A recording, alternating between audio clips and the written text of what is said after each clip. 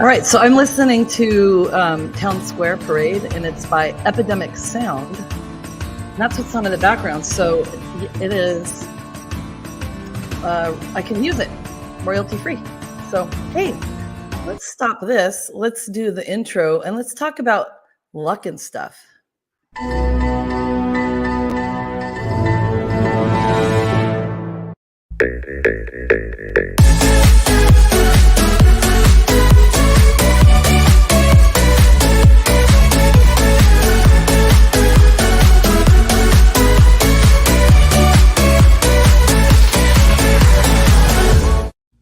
Boom! Let's do this.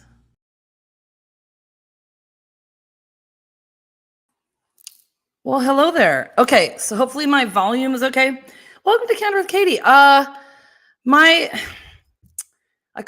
wireless mouse, I couldn't find the charger to it, so I just used one of the iPhone new ones, and it seemed to work. But it's not working now. So now I'm like, okay, I'm gonna have to do all the things. So I'm house sitting. You probably can't see the adorable dogs behind me. Well, there's one sleeping right there, but I've got this all set up pretty precariously. There's one right there. See it? They're little Frenchies. So they're really cute, and it's a big house. So as you know, my parents have been staying with me since the beginning of December. So I love them. This is a nice little break, though. So I thought, let's just talk about some luck tonight. Got Sit Squatch with me on a little green pad. Not a green drink, but I'm having a little bit of a seltzer this evening. That's I'm halfway through my first one there. So I don't think we were talking. I've kind of talked about superstitions and stuff before, but basically I just have this on my little iPad, and I'm just going to read it to you because I got some info from it. So, you know what though? I did forget. I did forget to add what is luck. And luck is described the definition is success or failure apparently brought on by chance rather than one's own actions. And then also considered a force that causes good or bad things to happen. And then something regarded as bringing about or portending good or bad things. So we've talked about superstitions before. Are any of you people who believe in luck or bad luck, that kind of a thing?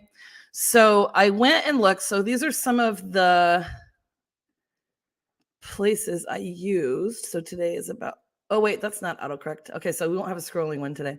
I took some info from Berkeley, EDU, and Washington Post, and Vintage Chick blog, and then also some Pinterest. So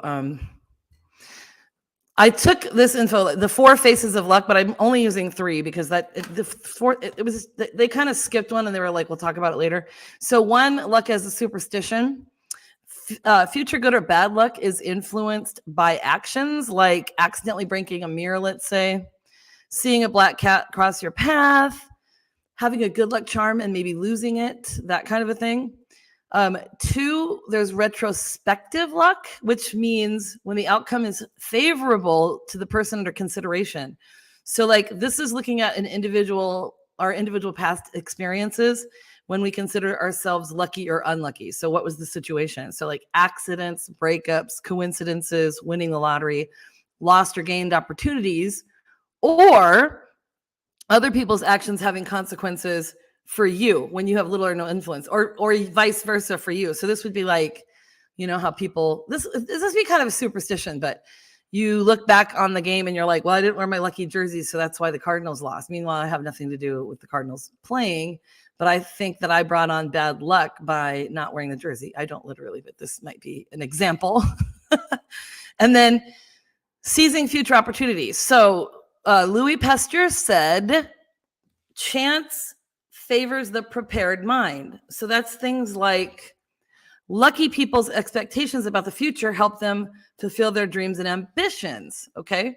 Lucky people can transform bad luck into good fortune. So then my question is that luck then? You tell me. So if you think it's luck, go ahead and put a little green shamrock in the comments below. I haven't had I think the last few I haven't had much participation, but hey, as long as you're enjoying it, good by me. So the author's take on seizing future opportunity is to be cautiously optimistic, which I think is one of the coolest phrases. I don't know why. I just love it. Um, you know, so from the Washington Post, I also took, it kind of backs up this information that I just took. So is luck real and can you change yours? The guy that wrote it, it's complicated. It says luck can be synonymous with chance. It can be a supernatural force. It can be a personal trait like something you're born with. Okay. So this guy, this professor, Richard Weissman, who wrote this book right here, The Luck Factor, he states that there isn't anything magical or superstitious, but it's how you see yourself that has an impact on how you behave and think. And then therefore, that becomes a self-fulfilling prophecy. So what? What does that mean exactly? Well, really, he's saying it does exist in a sense because of this. So we as humans think about luck a lot because we're uncertain. We're like uncomfortable with uncertainty. Okay. So if you think you're going to have bad luck, you're going to have bad luck. If you think that you're going to have good luck, you're probably going to have good luck. That's basically what they're saying. So why is that? So if I circle back to the beginning, so like it's all saying the same thing, right? It really boils down to how an individual perceives things. So do you agree with that or not? Because so like future luck, just like I said, if you feel lucky about an event, or like you had a lucky experience at an event, like your first rock concert, you might be more likely to think that the future rock concerts you go to will be good. And then therefore you'll have more luck and have more fun. Also, you can look back on things that happened to you and decide whether that's good or bad luck. So you got into a car accident and you had to be hospitalized, but you met your significant other there. So was it a tragic situation that you had to go through? Yes. But did it ultimately end up in a good situation? Yes. So I hear this a lot. Like if I hadn't missed that flight, I wouldn't have met so-and-so, or, or whatever it is. I wouldn't have run across this person and had this job opportunity or whatever it is. Okay. So in that book, The Luck Factor, he states, if you have a broader focus, you're more likely to have chance opportunity with good things. So just kind of seeing it open-mindedly kind of thing. So he also says that you can't just expect good fortune to come your way, but you can do things like, here's a suggestion he has, okay? Each night before you go to bed, spend about 30 seconds writing down a positive thing that's happened that day, or a sense of gratitude for friends or family or health, or a negative thing that's no longer happening. And then if he states that luck's part of our self-identity, then that's something that couldn't hurt, right? That's what I think. So let's look at some memes. I'll put myself at the bottom. So I just went through, these might be memes you've seen before. Make sure your kilt is short enough to do a jig, but long enough to hide your lucky charms. Happy St. Patrick's Day, everyone. And that's in 3 days, you guys. Are you excited? Shamrocks and shenanigans for all. St. Patrick drove all the snakes out of Ireland. False. Ireland has too cold of a climate for snakes to live there. Is that true? Those of you that are Office fans will love that one. Okay, in honor of my driving the snakes out of Ireland, I beseech thee to paint themselves green and vomit in the streets. So it's St. Patrick's Day explained. I do have some Irish friends. They might be able to chime in. I'm so mad about Irish stereotypes, which might be my Irish friends, my from Ireland Irish friends. I'm going to punch someone after I finish my beer. I'm going to put a little shamrock on all my emails today. I'm creative like that. You guys can get creative like that on Friday. Boom. All right, let's make the same poor decisions on St. Patrick's Day as we do every day. I'm down for that. Agreed. I've been preparing for St. Patrick's Day almost as long as I'll be recovering from it. That's not me anymore. That's probably like people. I used to go out for St. Patrick's Day all the time, but it's been years since I've been out for St. Patrick's Day. I kind of call it amateur hour, amateur night. I'm respectfully devoting the day after St. Patrick's Day to eating my Lucky Charms in my underwear. I think that's a good plan. Dad, are we Irish? Shut up and finish your whiskey. And not everyone can be Irish. Someone has to drive. The end.